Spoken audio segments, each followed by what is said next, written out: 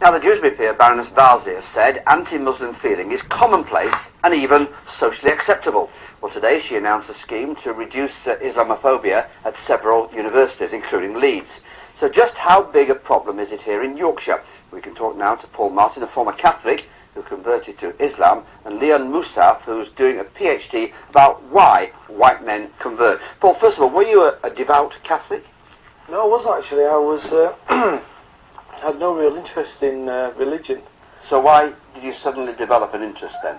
I think I was looking for a better way of life, and I could see what my peers were doing, and at that time I was thinking that there should be more to life than this. And as the people I met, the places I went to, I just found that Islam seemed to be the right choice. And what about prejudice? Have you faced something? Because presumably there must be some suspicion about you doing what you have done.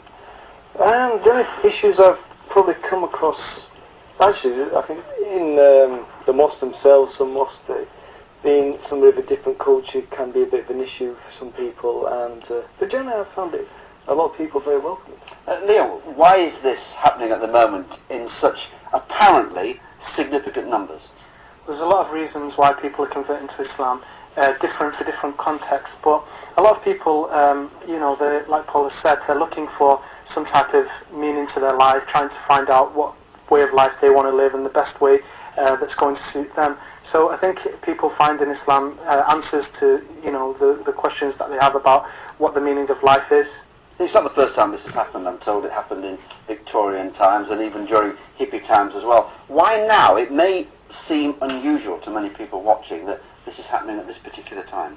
Yeah, well, I think, as you said, Islam is in the limelight. There's a lot of Islamophobia, and people are giving attention to Islam, and so as a result of this, some people are reading about Islam and finding out about Islam, and in Islam they're finding that that's the way of life that they want to subscribe to. What about your family, Paul? How have they reacted to this? Were they supportive? Have they been non-committal? Yeah, I think they've been fantastic actually.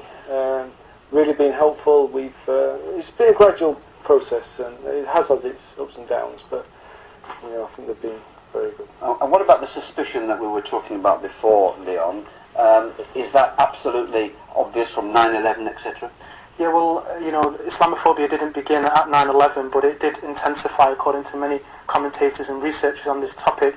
And this Islamophobia exists for lifelong Muslims and Muslim converts, and some people do have suspicion about Muslim converts, which I think we should challenge, because people who convert to Islam, they're not converting to Islam because of terrorism or to become part of the enemy. They're converting to Islam because within Islam they find it's a religion that they admire and has the teachings that helps them in their life. Okay, Leon, Paul, thank you very much indeed. By the way, you can see more on that story tonight on Inside Out in